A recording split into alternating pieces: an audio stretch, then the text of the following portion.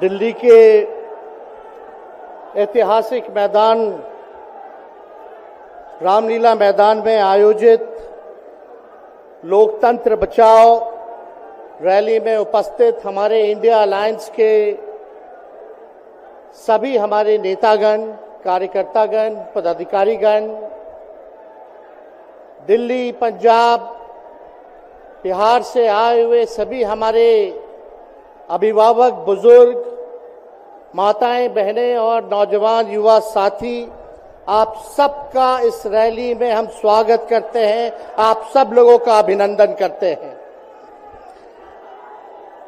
ये दिल्ली की भीड़ बता रही है कि मोदी जी जिस तरह से आंधी की तरह आए थे उसी तरह तूफान की तरह चले जाएंगे। पहला रैली हम लोगों ने पटना में किया, दूसरा बॉम्बे में किया और तीसरा आज जो है दिल्ली में हो रहा है। और मैं बता दूं, देश के कोने कोने में जहां भी हम लोग जा रहे हैं वहां जनता का साथ, आशीर्वाद मिल रहा है। आज हम सब लोग एकजुट हुए हैं देश के लोकतंत्र, देश के संविधान, देश के भाईचारा को बचाने के लिए।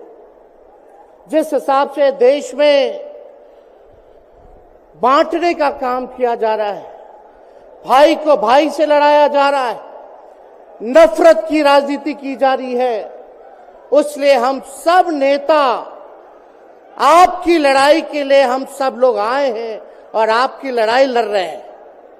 और हम लोग सब लोग चाहते हैं कि इस लड़ाई में आपका साथ मिले, आपका आशीर्वाद मिले और आपका प्यार मिले। जो लोग नारा लगाते हैं अब की बार 400 पार, उनका मुंह है, कुछ भी बोलेंगे, लेकिन एक बात तय है, जनता ही मालिक है, आप मालिक हैं और आपको तय करना है कि देश के शासन में कौन बैठने का काम करेगा। आज यहां दिल्ली की जनता से पूछना चाहते हैं, वो लोग नारा लगा रहे हैं, टारगेट फिक्स कर रहे हैं अब की बार 400 पार। ऐसा लग रहा है कि पहले से ही ईवीएम सेटिंग हो चुका है। ये लोग फिर भी आप लोगों से पूछना चाहते हैं कि आप लोग, ये लोग जो नारा लगा रहे हैं, क्या वो सच होगा या वो सत्ता से बेदखल करिएगा? हाथ उठा के बताइए, इनको सत्ता से बाहर करना है कि नहीं करना? आज हम सब लोग देख रहे हैं कि देश में अघोषित इमरजेंसी लागू हो चुकी है। देश में सत्ता में जो लोग बैठे हैं तानाशाह रवैया अपनाने का काम कर रहे हैं, घमंडी हो गए हैं लोग। और आज हम लोग किसी को गाली देने नहीं आ रहे, लेकिन जो आंख से देख रहे हैं वो बताने आ रहे हैं, जो महसूस कर रहे हैं वो बताने आए हैं। सत्ता में लोग जो बैठे हैं, विपक्ष का धर्म बनता है, कर्तव्य बनता है कि उनसे हम लोग सवाल करें। आज मेरा मानना है कि देश में सबसे बड़ा अगर दुश्मन है तो बेरोजगारी है, महंगाई है, गरीबी है। आज यहाँ लोग हैं, नौजवान हैं, नौजवानों से पूछना चाहते, बताओ कितने नौजवान यहाँ जो हैं मोदी जी ने नौकरी दिया? हाथ उठा के बताइए। कोई नहीं मिलेगा। मोदी जी ने कोई नौकरी नहीं दी, सब कुछ जो है प्राइवेटाइज कर दिया। और हम लोगों ने बिहार में जब कांग्रेस लेफ्ट, इंडिया अलायंस की सरकार थी, 17 महीने में 5 लाख नौकरी हम लोगों ने देने का काम किया। आज किसान तबाह है, युवा परेशान है, लेकिन किसानों से मोदी जी को मिलने का समय नहीं है। मोदी जी मिलते तो प्रियंका चोपड़ा से मिलेंगे, किसानों से नहीं मिलेंगे। अक्षय कुमार को इंटरव्यू देते थे पिछले चुनाव में, इस बार बिल गेट्स को बुला करके इंटरव्यू देने का काम कर रहे हैं। लेकिन किसानों की समस्या कैसे हल होगी ये नहीं बता रहे।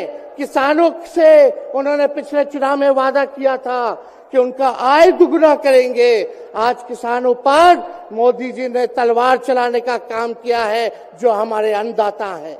इसलिए आप सब लोग हम लोग जब आवाज उठाते हैं, तब मोदी जी और उनकी जो सेल है पार्टी की, उस पार्टी का सेल में कौन है? ईडी है, सीबीआई है, इनकम टैक्स है। लालू जी को तो कई बार सताया गया, मेरे ऊपर मुकदमा किया गया, मेरी मां पर, मेरी बहनों पर, मेरे जीजाओं पर, मेरे पिता के जितने संबंधी थे सब पर केस मुकदमा किया। अभी बिहार चले जाइए, कई हमारे नेताओं पे छापेमारी चल रही है, कई जगह ईटी का रेड चल रहा है, आईटी का रेड चल रहा है, लेकिन हम लोग घबराने वाले लोग नहीं। आज देश में जिस हिसाब से हेमंत सोरेन जी को और अरविंद केजरीवाल को गिरफ्तार करने का काम इन बीजेपी के लोगों ने किया है, तो उनको हम बता दें कि इनके गीदड़ भपकी से हम लोग डरने वाले नहीं हैं। हम लोग संघर्ष करने वाले लोग हैं। और पिंजरे में तो शेर ही को कैद किया जाता है। सब लोग शेर हैं। आप लोगों ने ताकत दिया है, आपकी लड़ाई हम लोग लड़ रहे हैं। कंस राज आप लोगों ने देखा होगा, जब जब कंस को किसी से तकलीफ होती थी, डर लगता था, तब जेल में लोगों को बंद कर दिया जाता था।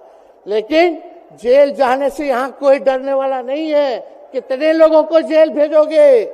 लेकिन जब जनता जब जवाब देगी, जब वोट का चोट दीजिएगा, तो मोदी जी हाथ मलने का काम करेंगे, सत्ता से बेदखल हो जाएंगे।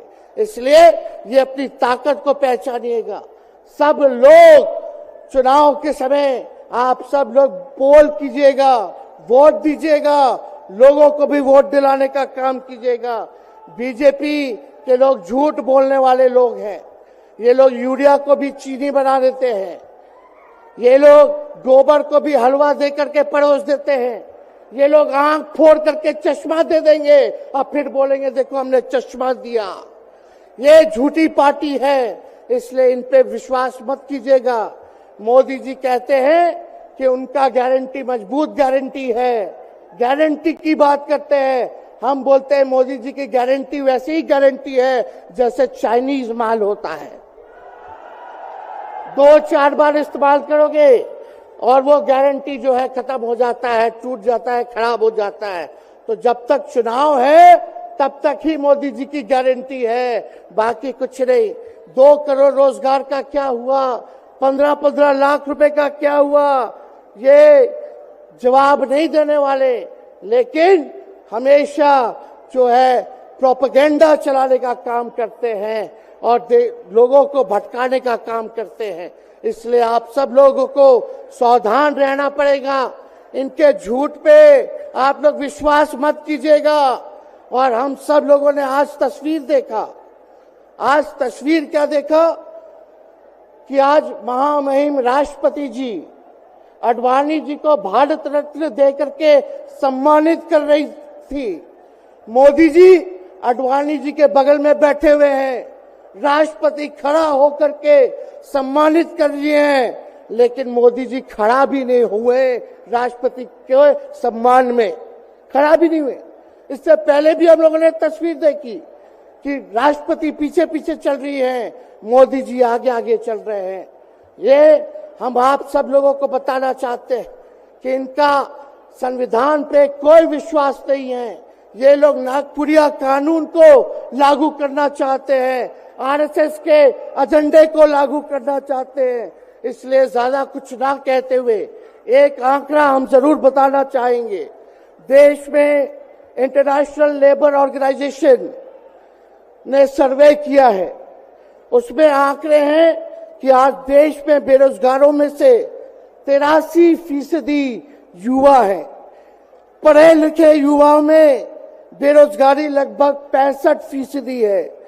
ग्रामीण क्षेत्रों में सिर्फ 17.5% युवाओं के पास ही काम है। यानी भारत की आत्मा गांव में 82% युवा आज बेरोजगार हैं और मोदी जी इसके बारे में कोई काम नहीं किया। आप एक बार विश्वास कीजिएगा, अगर इंडिया सरकार की अलायंस की सरकार बनती है तो नौजवानों को हम लोग नौकरी देने का काम करेंगे, बेरोजगारी को दूर करेंगे। और जाते जाते बहुत सारे नेताओं को बोलना है, लेकिन एक अंत हम करेंगे एक गाने के साथ। और आप लोगों ने गोविंदा का फिल्म का एक गाना सुना होगा कि तुम तो धोखेबाज हो, वादा करके भूल जाते हो। रोज रोज मोदी जी तुम ऐसा करोगे, रोज रोज मोदी जी तुम ऐसा करोगे, जनता जो रूठ गई तो हाथ मलोगे। अरे तुम तो धोखेबाज हो, वादा करके भाग जाते हो। तो आप सब लोगों को बहुत बहुत धन्यवाद।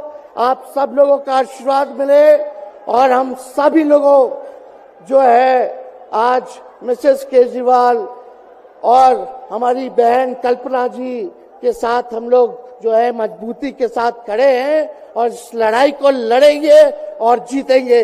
बहुत बहुत धन्यवाद। जय हिंद। बहुत बहुत धन्यवाद।